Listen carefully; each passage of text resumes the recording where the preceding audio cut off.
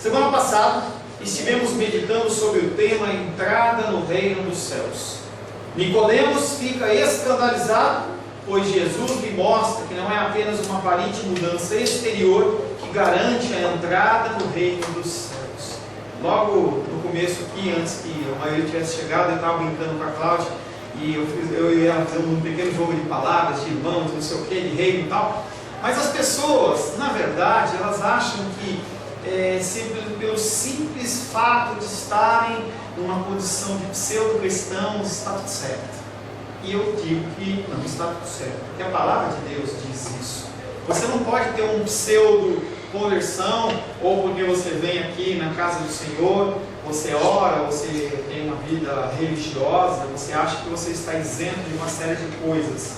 Muito menos se você for um religioso do tipo fariseu, que é o que a nossa grande massa de cristãos é no meio do povo brasileiro. As pessoas elas não acreditam em Jesus Cristo. Quando uma pessoa falar num altar o que a Luísa falou sobre cruz, sobre morte, sofrimento, as pessoas elas vão torcer o nariz e não vão entender. E aí você me permita corrigi-lo, porque Deus ele nos fez para fazer feliz, mas feliz nele. Eu sei que você sabe disso, tá? Mas nós somos felizes a partir do momento em que nós vivemos nele. Nele, nas coisas que Ele tem separado para nós, né? Nesse momento nós somos felizes. Nós não necessitamos de pornografia, de drogas, de uma série de coisas para nos preencher, porque o Senhor Ele nos preenche e nos faz feliz. Nicodemos ele ficou escandalizado. Ele chega na presença de Jesus Cristo e aí Jesus Cristo fala que ele não é convertido. E aí aquele homem fica doido. João capítulo 3, verso 7 é o versículo que ficou da semana passada e diz: não te admires de eu haver dito, necessário vos é nascer de novo. E é que nem aquela figura daqueles desenhos, que a boca de Nicodemos caiu. Pá! Como que esse homem está falando isso de mim? E aí Jesus Cristo fala: não te admires, porque ele realmente escancarou a bocona e os olhos ficaram desse tamanho. O que você está pensando que você pode falar assim comigo? Quantas pessoas hoje têm uma aparente conversão? Nada mais triste do que um engano. A pessoa está na igreja, mas ela não é cristã. Falsas conversões, sem nenhuma mudança interior. Árvores secas, sem o Espírito Santo, sem o fruto do Espírito. As pessoas estão na igreja e são que nem aquelas árvores da caatinga, não tem nem folha nela. Sepulcros caiados, vidas religiosas. E eles acham que está tudo certo. A verdadeira conversão revela mudanças e transformações diárias. Permita-se ser regado pelo Espírito Santo e tenha um verdadeiro novo nascimento. Sem esse verdadeiro novo nascimento, você vai para o inferno. Apenas com o novo nascimento da água e do Espírito você é salvo. Mas eu fui batizado, eu congrego, eu tenho 10, 20, 30 anos de igreja, isso não faz diferença nenhuma para Cristo. Ele pode muito bem olhar para você no dia do juízo e falar assim: não te conheço. Mas se você está vivo, essa é a boa notícia. Se você está vivo, há uma oportunidade de você transformar o seu coração, há uma oportunidade de você se converter, mudar os seus caminhos, parar com esse discurso religioso e começar realmente a ser um cristão de fato. A palavra de hoje tem como título: o mover do Espírito Santo e as escamas dos olhos. Quando você olha esse título é um título que eu oro antes de colocar, não é simplesmente um nome qualquer. O mover do Espírito Santo e as escamas dos olhos. Hoje, quando você olha as igrejas, você fala assim: não, o Espírito Santo ele se move. Mas às vezes a pessoa está achando que tem um movimento do Espírito Santo e não tem movimento nenhum, é só barulho. É só aquele barulho de bate-latas. Quer ver aquelas latas batendo? Lata vazia.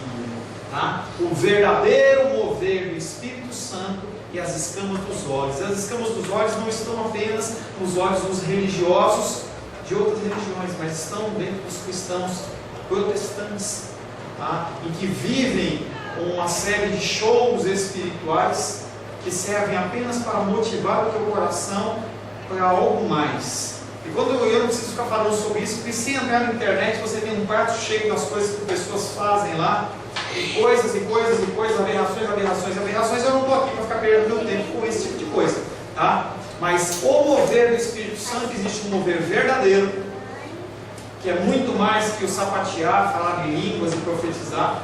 E eu não sou um ser sensacionista que digo que não acredito nessas coisas, mas eu olho com muito zelo para essas manifestações do Senhor. Tenho falado com os meus discipulados que o Senhor, de uma maneira ordinária, e ordinária que não é que não conhece, ordinária natural, ordinária, Ele fala através da palavra, qualquer outro meio que Ele fala de uma forma extraordinária. E por ser uma forma extraordinária, não acontece dessa forma que é vendido aí fora, tá? Então abre os seus olhos. O primeiro versículo que nós vamos meditar está em João 3,8. Mas antes disso, eu quero convidar você a abrir a palavra de Deus em João. Nós vamos ler do verso 1 em diante. Nós vamos ler do verso 1 até o verso 15.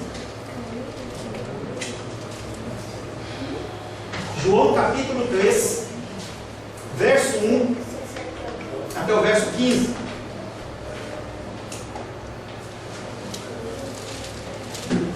Me alegra ver você levantar para pegar a Bíblia. Eu sei que você quer ler, mas faz muito bem. É importante você acompanhar. Assim diz a palavra de Deus. João capítulo 3, verso 1 em diante. Havia entre os fariseus um homem chamado Nicodemos, um dos principais dos judeus. Este de noite foi ter com Jesus e lhe disse: Rabi, sabemos que és mestre vindo da parte de Deus. Esse versículo é importante quando ele fala sabemos que és mestre vindo da parte de Deus, porque ninguém pode fazer esses sinais que tu fazes se Deus não estiver com ele. A isto respondeu Jesus: em verdade te digo, que se alguém não nascer de novo, não pode ver o reino de Deus. Perguntou-lhe Nicodemos: como pode um homem nascer sendo velho? Pode porventura voltar ao ventre materno e nascer segunda vez? Respondeu Jesus: em verdade te digo, quem não nascer da água e do Espírito não pode entrar no reino de Deus. O que é nascido da carne é carne, e o que é nascido do Espírito é Espírito. Não te admires de eu te dizer, importa-vos nascer de novo. O vento sopra onde quer, ouves a sua voz, mas não sabes de onde vem, nem para onde vai. Assim é todo que é nascido do Espírito. Então lhe perguntou Nicodemos: como pode suceder isso? Acudiu Jesus: tu és mestre em Israel e não compreendes essas coisas? Em verdade te digo que nós dizemos o que sabemos e testificamos o que temos visto, contudo não aceitais o nosso testemunho. Se tratando de coisas terrenas não me credes, como crereis se vos falar das celestiais? Ora, ninguém subiu ao céu senão aquele que de lá desceu, a saber, o Filho do Homem que está no céu. E do modo por que Moisés levantou a serpente no deserto, assim importa que o Filho do Homem seja levantado, para que todo que nele crê tenha vida eterna. A palavra do Senhor, amém? Amém. Senhor, em nome de Jesus, lemos a Tua palavra. A Tua palavra é viva e eficaz, mais cortante que uma espada de 2 gumes, Pai. Capaz, Pai, se assim fosse, de separar, Pai querido, juntas e medulas, alma e espírito. Queremos, Pai querido, nos submeter aos Teus ensinamentos, nos submeter à Tua palavra. Me coloco na Tua presença como instrumento da Tua vontade e peço a Tua capacitação, Pai. Me levanto, Pai querido, como uma voz para trazer um recado aos meus irmãos e às minhas irmãs, Pai. Um recado que venha gerar nos seus corações mudança e transformação. Não estamos em tempos, Pai querido, de ficar gastando, Pai querido, nosso tempo em coisas vãs, mas estamos querendo aprender mais do Senhor. Nos dá um espírito ensinável, nos dá uma capacitação de entender e aplicar esses ensinamentos nas nossas vidas, Pai. Oramos em nome de Jesus. Amém. Glórias a Deus. O primeiro versículo que nós vamos meditar está em João capítulo 3, verso 8, que diz o seguinte: o vento sopra onde quer, e tu ouves a tua voz, mas não sabes nem de onde vem, nem para onde vai. Assim acontece com todo aquele que é nascido do Espírito. Jesus então faz uma comparação entre o vento normal e o Espírito Santo. O vento ele não pode ser visto e dificilmente ele é controlado. Mas isso não significa que não podemos detectar os seus efeitos. Nós podemos ouvir o seu som, nós ouvimos o som do vento. Nós podemos olhar e ver as nuvens passando, elas são movidas pelo vento. Se você olhar um grande campo, em especial especial de colheita ou alguma coisa assim, quando bater um vento, você vê que aqueles galhos, eles se dobram e se curvam. É a ação do vento, tá? Quando nós temos tempestades de vento, nós nos escondemos com medo daquele vento. Assim também é com o Espírito. Nós não podemos controlá-lo e nem sempre nós o entendemos. O Espírito Santo, ele age como ele quer, e ele age na minha vida, na sua vida, e às vezes você não entende o que acontece. Nós não podemos controlá-lo. As pessoas acham que podem controlar o Espírito Santo. E aí, campanhas, declarações, determinações, coisas que as pessoas falam como se elas pudessem dar ordem para o Espírito Santo. Isso não é possível. O Espírito Santo, ele é Deus. Ninguém tem o dia dele, ninguém ordena ele, ninguém controla ele. Nada pode ser feito para mudar os seus desígnios e a sua vontade. Onde o Espírito está em ação, os efeitos eles são inegáveis e inconfundíveis. Quando você olha a sua vida há um tempo atrás e a sua vida hoje, se você é uma pessoa que é movida pelo Espírito, você vai perceber que algumas coisas mudaram. Alguns palavreados, algum jeito de agir, coisas que não eram esperadas de você, mas que o Espírito Santo ele entra na tua vida e começa a executar mudanças e transformações. Nem sempre elas são perceptíveis a você, mas as pessoas que te cercam, elas conseguem ver e olham e falam assim: que diferente. A simples ação, por exemplo, da Berinha aqui pegar a Bíblia, eu não vi a Glenda mandar ela pegar nem nada, com a minha criança de 10 anos, vi que é a ação do Espírito Santo no coraçãozinho dela, já preparando ela para as coisas do porvir. Isso chama-se manifestação do Senhor, tá? João usa uma palavra que chama-se pneuma, que vem de pneumologia.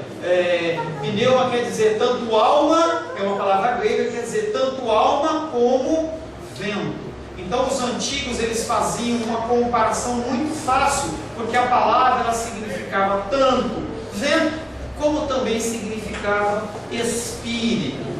O espírito que é como o vento, ele é força e dinamismo. Ele não é alguém, não é um ser que fica parado.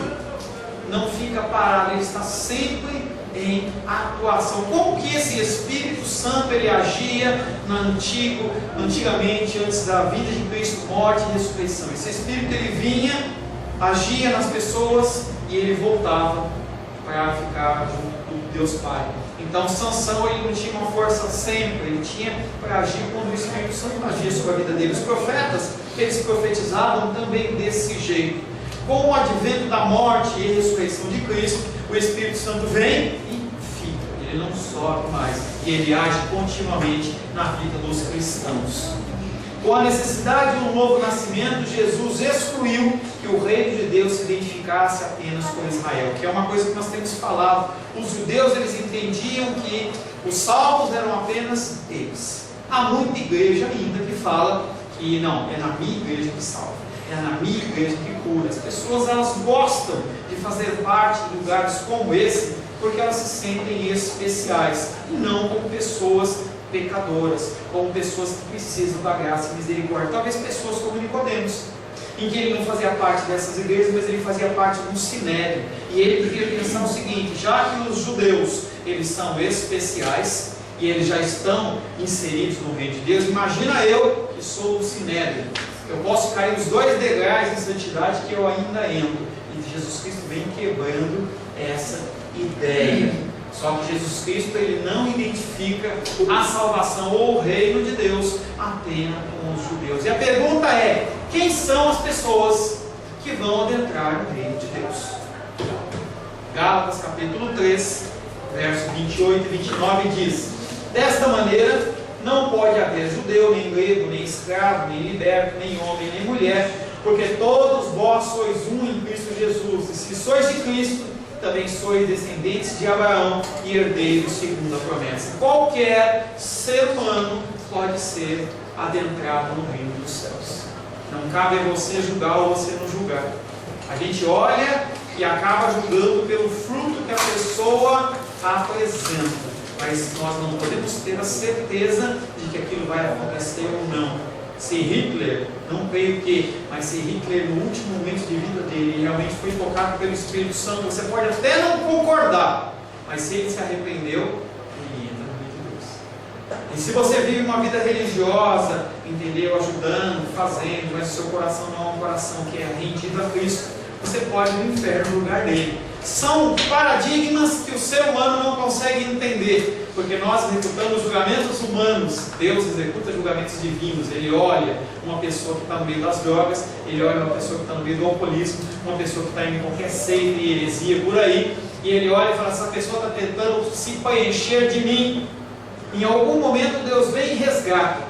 E aí você pode viver uma vida toda religiosinha, saber cantar os hinos e tudo mais, e chegar no fim da vida, Jesus Cristo fala: não te conheço. E aí você vai tentar discutir com o Rei dos Reis e falar assim: mas em teu nome eu fiz isso, aquilo outro. E Deus fala assim: desculpa, não te conheço.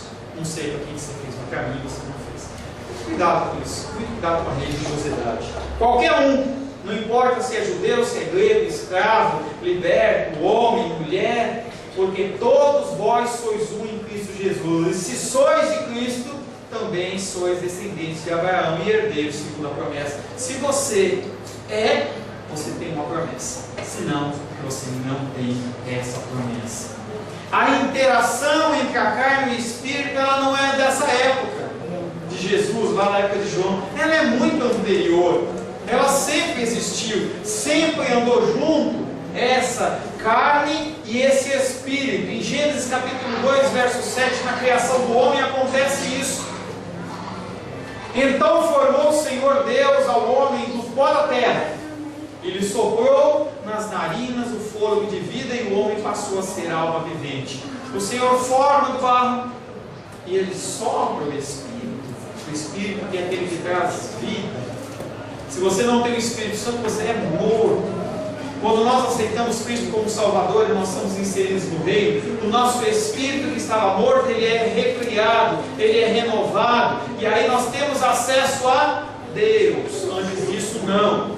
O sopro vivificador de Deus é então sobre o homem, comunica vida sem estar limitado por raça ou região, pois o vento sopra onde quer. Assim, o Espírito Santo que prepara os cidadãos para o reino de Deus não conhece fronteiras. Quem recebe o meu e-mail diário, recebe um e-mail sobre a missão Portas Abertas. É uma organização protestante em que ela tem como propósito pregar o Evangelho para todo mundo, em lugares desabitados, em lugares que há perseguição, em lugares que você nunca ousaria ir. Esses homens e mulheres, eles vão. E as pessoas, elas se convertem. Às vezes se convertem porque ouviu um hino, às vezes se converte porque ouviu uma palavra. Alguma coisa acontece, mas quem está por trás de tudo isso chama-se Espírito Santo de Deus. O Espírito Criador é livre, não está atado a nada e ninguém pode deter a sua ação. O Espírito e o nascido dele conhecem pela sua voz. Não é pela sua fala, é pela sua ação. Porque a sua ação é que vai definir se você é uma pessoa que promove o fruto do Espírito ou não. É simples assim. Se você é uma pessoa que ouve a palavra de Deus e coloca em prática naturalmente, você vai gerar fruto. E não são frutos, é fruto. Amor, mansidão, longanimidade, bondade, temperança. Todos esses são fruto. Por que é fruto? Porque quando você recebe o Espírito Santo, você recebe tudo isso no seu coração. Você pode ter em maior medida ou menor medida, e você tem que trabalhar em diversas áreas da sua vida, mas você tem todos eles. E quando você tem esse fruto, você tem que colocar em prática as coisas do dia a dia.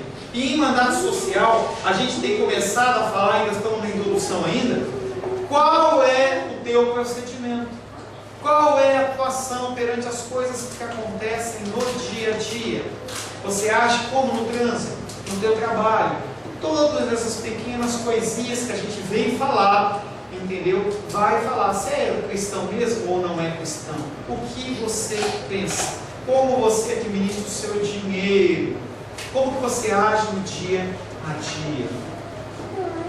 Trata-se aqui da identidade de Jesus, que ele pode afirmar por ser consciente de procedência ou de seu destino. Da mesma forma, os que nasceram do Espírito já não se definem pela carne, nem pela procedência que você tem. Gente, quando você é salvo, você não está vinculado a uma igreja, você está vinculado ao corpo de Deus.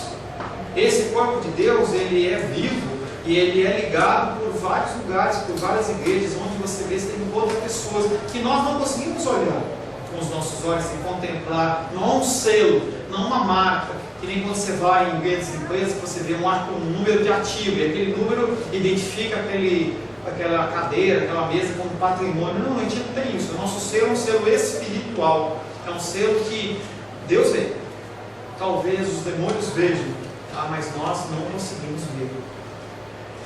Nisso se diferencia o de Israel, que encontrava sua identidade em sua genealogia e suas instituições. O povo de Israel naquela época, como eles tinham o entendimento de que eles eram os escolhidos, só eram eles, então eles se preocupavam com genealogia. Então você é filho de quem? Quem é o patriarca que deu origem a você?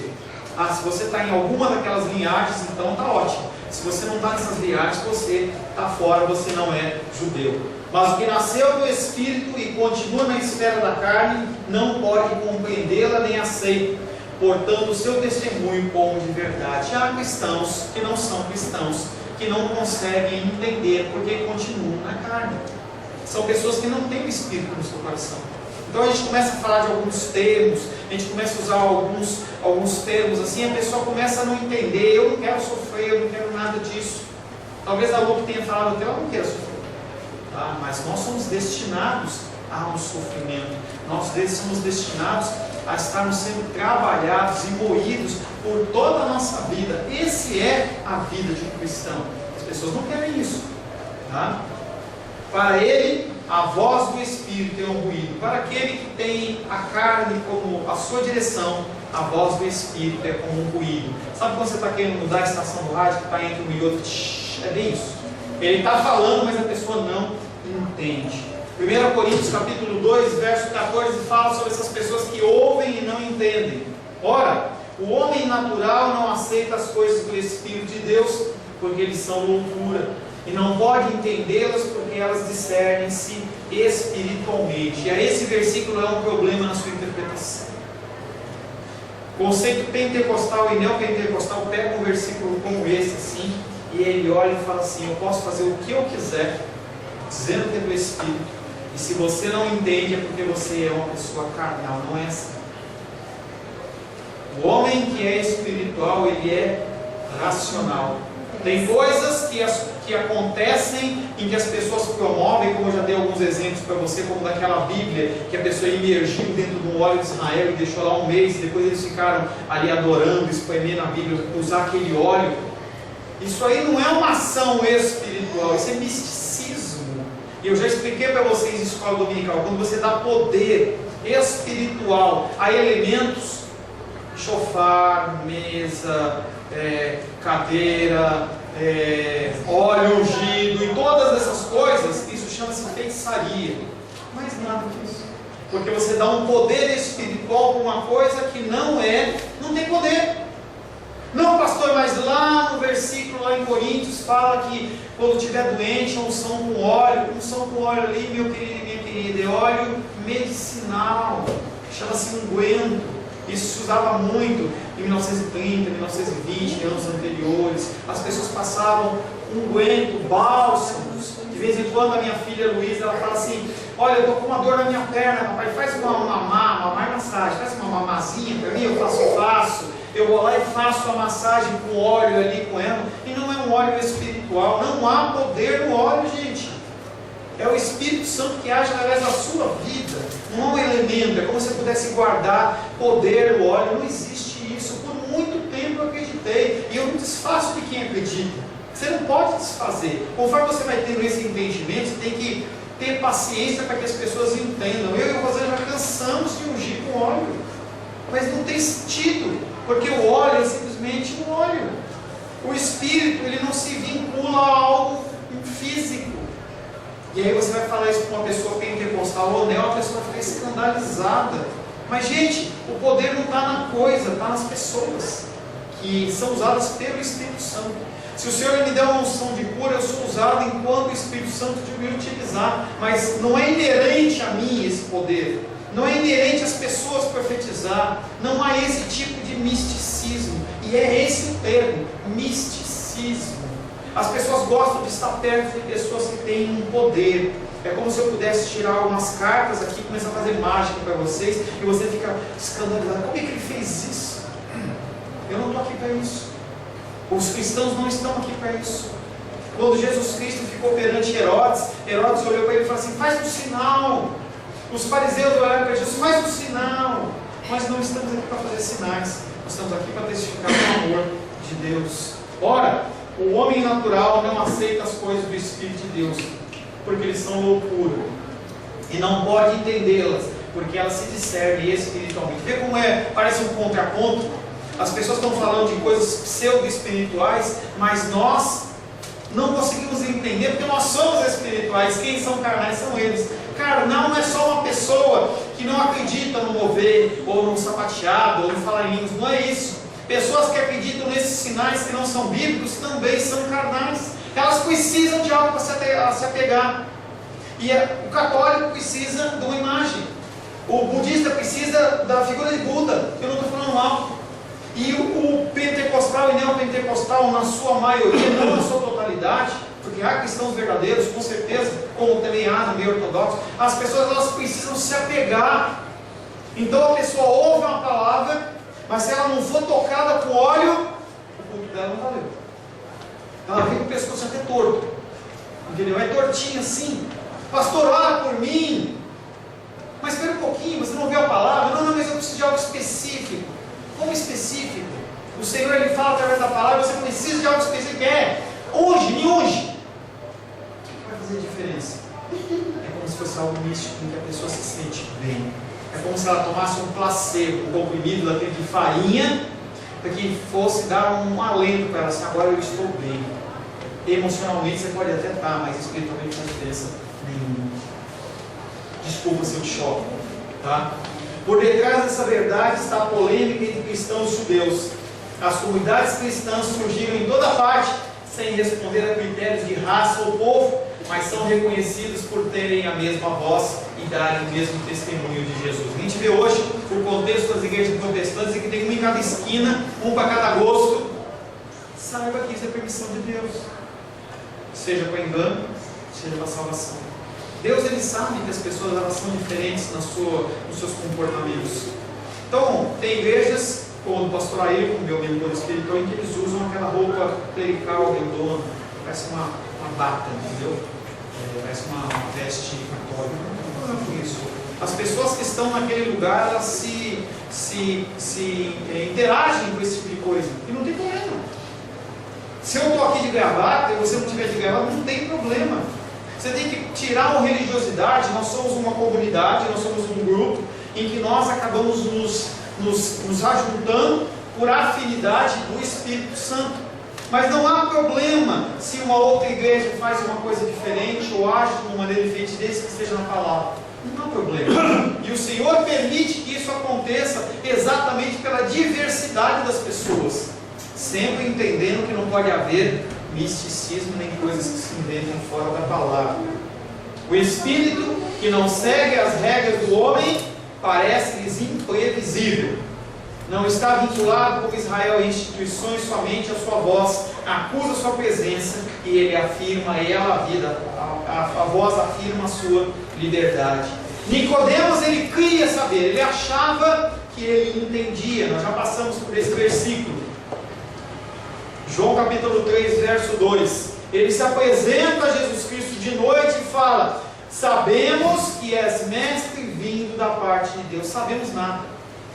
Não sabia nada. Ele achou que sabia.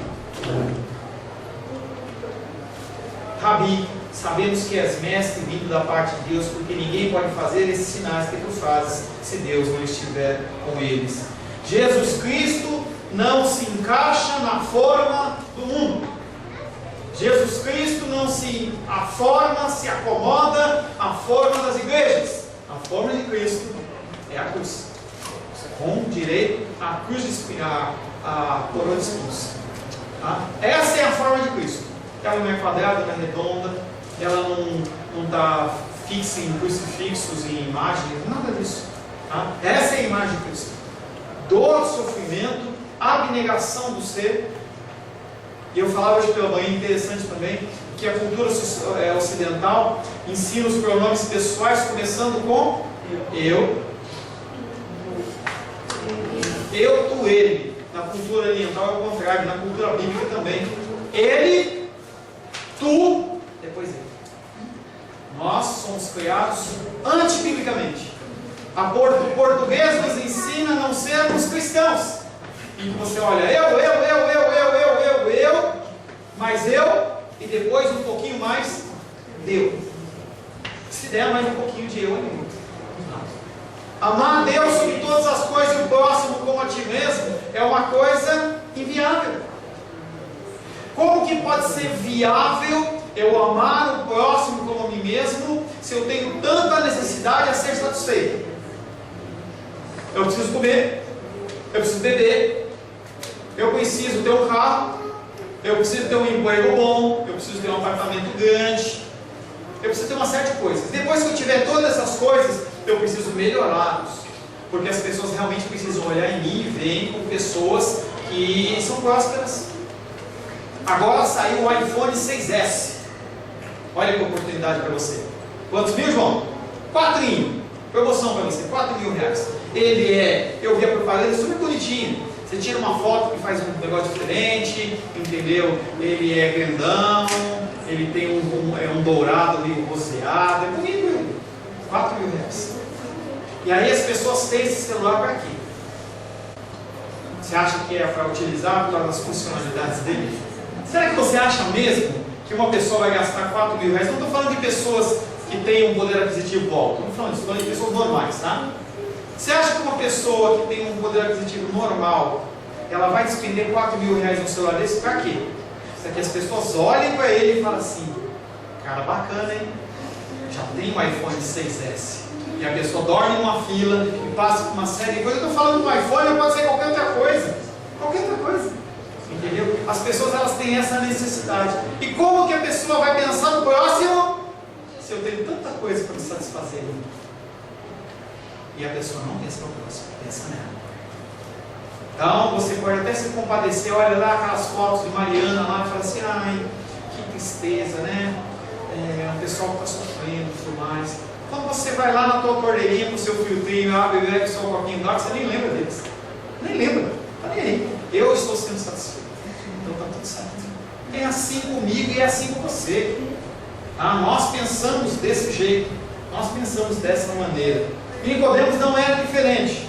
Tá? Nicodemos não era diferente. Ele queria colocar Jesus Cristo de uma forma diferente que essa. Jesus Cristo não se amoda. E é um exemplo que eu sempre dou, já dei várias vezes, vou falar de novo. Se a gente fizer um bolo numa forma quadrada, sai que forma quadrada. Redonda, redonda. De coelhinho, de coelhinho. Tá? Jesus Cristo não pode ser colocado na forma. Então, as igrejas que não falam de Cristo, na verdade, elas estão falando de outro ser que não é Cristo. Há outros Cristos? Sim, Cristo é um título, chama Messias, ungido. Então, para as outras religiões, cada um tem a sua. E a palavra de Deus fala que haveriam outros e falsos cristos. Então, não se escandalizem com isso. Os sinais de Jesus eram a voz do Espírito. Eles quiseram interpretá-lo em função da sua origem judaica, segundo a carne e tradição do que já era conhecido. Os religiosos olham os sinais de Deus e eles querem interpretar esses sinais segundo o seu conhecimento. Foi o problema de Nicodemos. Nicodemos ele tinha todo um conhecimento, mas ele olhava e queria analisar e queria conformar conforme o que ele sabia. Hoje, quando a gente foi passar o credo apostólico, eu brinquei com a Cláudia lá atrás e falei assim, Cláudia, não vai se escandalizar não, né? Porque ela não tinha visto ainda. E aí eu fiquei só esperando. Quando entrou Santa Igreja Católica, ela falou Santa Igreja Evangélica.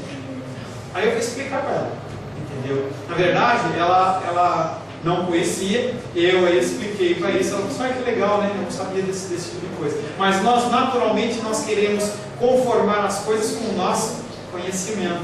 Porque cada um tem um conhecimento específico, uma vida, toda uma linha de vida. O Espírito não admite essa interpretação de você querer conformar Jesus Cristo segundo a carne. A mesma coisa ocorrerá a outros que quererão saber e na realidade não sabem. Será que você acredita em Cristo mesmo? Se eu perguntar para você assim, quem é esse Cristo, você sabe falar dele? Ou você vai falar que ele é lindo, que ele é maravilhoso, falar aquelas coisas básicas que a gente fala? Você conhece realmente esse Deus que você diz que você serve? Nicodemos achou que sabia, mas ele não sabia. Tá? A pergunta é: Nicodemos possuía o saber da carne e não conhecia o projeto de Deus. Você conhece? Será que você conhece mesmo? O próximo versículo está em João capítulo 3, verso 9, que diz o seguinte: perguntou-lhe Nicodemos, como que é que isso pode acontecer? Depois de Jesus Cristo falar tanto, parecia que esse homem ia entender, mas ele não entendeu nada. Ele continua fechado no coração. Como a Cláudia poderia ter falado assim, não, esse negócio de católico não é evangélico, não tem nada a ver. Mas Cláudia, não é pronto. Entendeu? Não é pronto. Nicodemos, ele faz isso. Ele fala, como que isso pode acontecer? Ele fica chocado, ele não concorda e ele vai para cima dentro da discussão. A explicação de Jesus complicou mais as coisas para Nicodemos. Cada vez que Jesus Cristo ia tentando explicar, parecia que ele dava um nó maior na vida dele. A pergunta incrédula de Nicodemos reflete a sua crença. Ele era incrédulo. Não é que ele não sabia, ele era incrédulo, ele não cria. Ele conhecia a palavra e não acreditava. Ele mesmo havia muitos anos ensinava aos outros as condições na entrada no reino de Deus. Condições forjadas em termos de obediência aos mandamentos de Deus, perfeito. Devoção a Deus, perfeito. Feliz submissão à sua vontade, perfeito. Mas aqui está, ele estava diante de uma condição que ele nunca pensou em existir. Eu preciso ser diferente. Eu preciso ter um transformar interno. Não é só externo. As pessoas têm que olhar para mim e não verem como um cara muito bem vestido, com roupas muito bem ornadas, que sabem declarar a palavra de Deus de uma maneira perfeita, mas que não vivem absolutamente nada. É isso que eu peço para você. Viva a palavra de Deus. É isso que a palavra de Deus tem batido na tecla todo dia. Viva a palavra de Deus. Viva, viva, viva, viva. Só isso. Se você se alinhar com conceitos simples da palavra de Deus, não vamos profundos não, simples. Começa a olhar, amar a Deus sobre todas as coisas. Começa a olhar para aquele povo lá de Minas Gerais, mais do que dó. Pega o teu telefone amanhã, ou entra na internet e fala assim, como ajudar? Digita lá. Vai ver, vê como você vai ver que isso vai começar a movimentar a sua vida. Tá? Vai começar a movimentar a tua vida, você vai começar a parar de olhar para o teu interior, vai começar a olhar para os outros. Começa a olhar para as pessoas que estão à sua volta, no teu trabalho. Chega amanhã no trabalho, em vez de você olhar para você, para a sua condição, olha para as pessoas que estão à sua volta. Começa a olhar para os mendigos, começa a olhar para essas pessoas, começa a ver o próximo. Você vai ver que as coisas vão começar a mudar, se você é de Deus. Se não, continua do jeito. E aí você pode ficar preocupado. E aí você fala assim, pastor, eu não vou mais na igreja não, tá? Eu descobri que eu sou carnal e é isso mesmo, então não vou mudar. Não, vai ver sua vida, tá? Se não, você começa a dar a liberdade para o Espírito agir através da sua vida, numa palavra, numa mensagem, em algo que você possa abençoar financeiramente, de alimento. Não é muito, gente.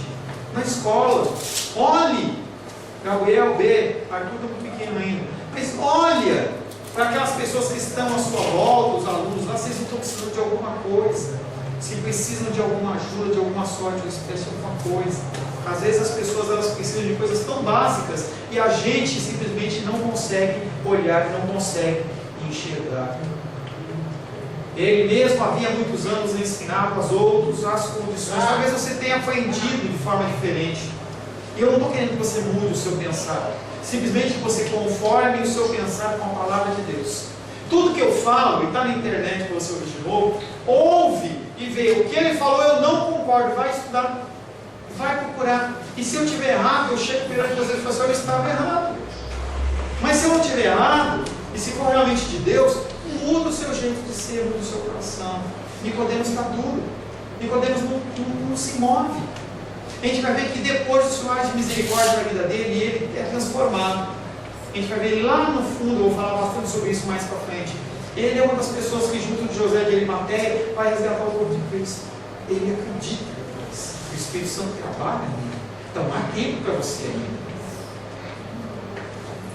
Mesmo após a explicação de Jesus, ele está cético de que tal nascimento possa ocorrer. O legalista não crê possível esta espécie de vida, pois o maior obstáculo à compreensão do espiritual é o orgulho. Como eu vivi esse caminho todo esse tempo e agora eu descobri que eu estou errado. Como eu ensinei os meus filhos e os meus netos, os meus irmãos, os meus pais, o negócio está errado. Nós estamos em constante mudança.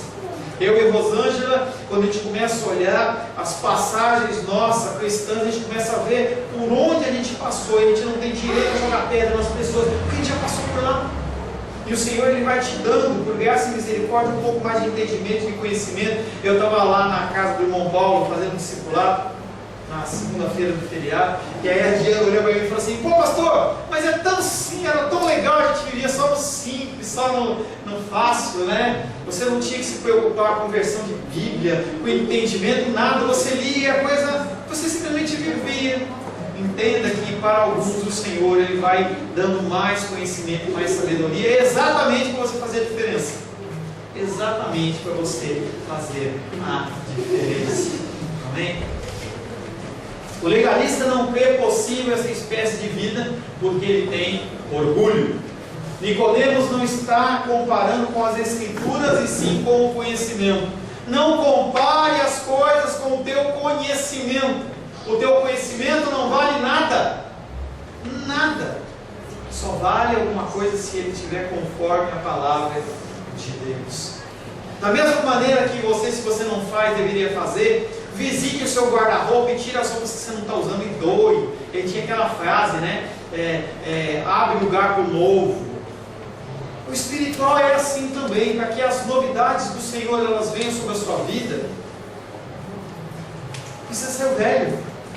É o natural. As crianças elas aprendem a falar e depois elas vão aprendendo beabá, vão aprendendo sílabas, vão aprendendo palavras, verbos. Na matemática vai crescendo. Cada vez você vai acrescentando e o que não presta você vai descartando. Talvez você não conte mais nos dedos, mas você vê que algumas crianças botam 1, 2, 3, você consegue fazer. O que é? Você descartou isso. É uma coisa boba e simples, mas é isso que nós temos que fazer, descartando as coisas que vão ficando em desuso, que não são da palavra, que você no momento inicial, você achou que era verdade, passou a não ser mais verdade, e você vai se abrindo para o novo, sempre olhando para a palavra de Deus. Nicodemos não está comparando com as Escrituras, e sim com o seu conhecimento, considerando que o que Jesus estava falando nada mais é do que uma fábula. Amém, queridos? Eu tenho tanto para te falar, mas tem muita coisa para falar ainda. Semana passada eu deixei um versículo para trás e hoje, conforme eu estava fazendo a palavra, eu já sabia que não ia até o fim. Tá? Você precisa digerir as coisas que eu falei, não são coisas simples, são coisas importantes. E eu quero que você tenha muita calma com você, com o teu crescimento. Semana que vem nós vamos estar retomando a partir do verso 11, que diz: em verdade te digo, nós falamos o que sabemos e testemunhamos o que vimos. No entanto, não aceitais o nosso testemunho. Isso é uma verdade. Conforme você vai falando das coisas de Deus, as pessoas elas simplesmente não aceitam o seu testemunho, porque elas são carentes. E você tem que ter muito amor, muita paciência, muita misericórdia, aguardar o momento certo para você se manifestar. Senão você acaba matando a pessoa, você acaba machucando as pessoas. Amém? Feche seus olhos.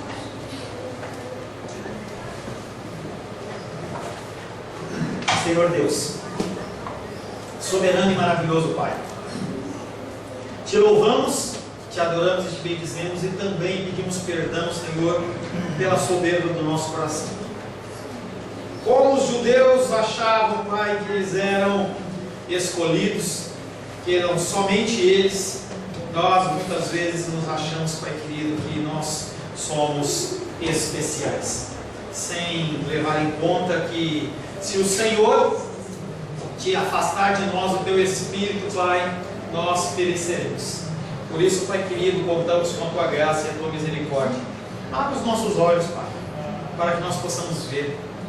Nos leva, Pai querido, a agir além das nossas orações. Que nós possamos orar sim, porque as orações, elas são comissionadas pelo Senhor como uma ordenança nas nossas vidas. Mas nos instrui, Pai querido, a agirmos com o nosso próximo. Estamos entrando numa época natalina em que as pessoas, Pai, elas tendem a ter um coração mais doador. Que o Senhor possa agir nas nossas vidas, não apenas neste Natal que está se chegando, mas já agora, Pai, no mês de novembro, que nós possamos amanhã, ao acordarmos, olhar, Pai querido, com outros olhos, não com olhos da carne, mas com olhos do Espírito, que nós possamos ser instrumentos da Tua vontade, Pai. Pedimos ao Senhor que o Senhor nos instrua, que o Senhor tenha paciência com nós e que a Tua misericórdia não se afaste das nossas vidas, Pai. Em nome de Jesus. Amém. Glórias ao Senhor. A paz seja convosco. Meu nome é Paulo César. Eu sou pastor da Igreja Cristã Semente de Vida, aqui em Brasília, Distrito Federal. Me alegro que a palavra tenha te alcançado. A palavra faz isso. Ela alcança as pessoas aonde quer que elas estejam. E você foi agraciado com esta palavra. Não que eu tenha nada especial a te dizer. A palavra ela é suficiente e ela usa quem ela quer. E eu me alegro por ter sido um canal para poder te abençoar. Mas eu quero te dizer que não basta você ser um ouvinte. Não basta ser uma pessoa que se alegra quando você ouve a palavra de Deus. A vida ela é feita de decisões. Se você está ouvindo essa palavra hoje, eu creio que o Espírito Santo tem um propósito especial com você. Muito mais do que prosperidade, muito mais do que uma cura física, uma cura emocional ou espiritual, Ele quer te alcançar para a vida eterna. Nós investimos nosso tempo, nós investimos as nossas forças em coisas terrenas, mas o Senhor Ele tem muito mais a oferecer. Ele tem sim para você a cura, Ele tem sim para você a prosperidade, mas Ele tem muito mais que isso. Submeta-se a um Deus que Ele é capaz de mudar e transformar a sua vida por completo. Creio que o Espírito Santo Ele é capaz de tocar o teu coração. Quero pedir que você curve a sua cabeça. Senhor, em nome de Jesus, coloco na tua presença essa vida que ouve esta ministração, que ouve esta palavra. Pai, eu não tenho capacitação nenhuma, mas o teu Espírito Ele é capaz sim de tocar nesta vida, gerar nela mudança, transformação, arrependimento, e que ela possa simplesmente bater no peito, convencendo-se que é pecadora e que precisa de um Deus salvador. Não há um caminho a ti, meu Deus, que não seja através de Cristo. E eu lhe peço, Pai querido, que você alcance essa vida e ele possa sim tomar uma decisão pessoal pelo Senhor, em nome de Jesus. Amém. Amém, meu querido. Amém, minha querida. Fico contente que você esteja ouvindo essa ministração até o fim. E peço que você não se limite a ouvir os cultos pela internet. Você procure perto da sua casa uma igreja, um lugar que proclame a palavra do Senhor. Eu oro para que o Espírito Santo te direcione nessa busca, porque muita coisa tem sido oferecida que não é o Evangelho. Eu abençoo a sua vida em nome de Jesus. Amém.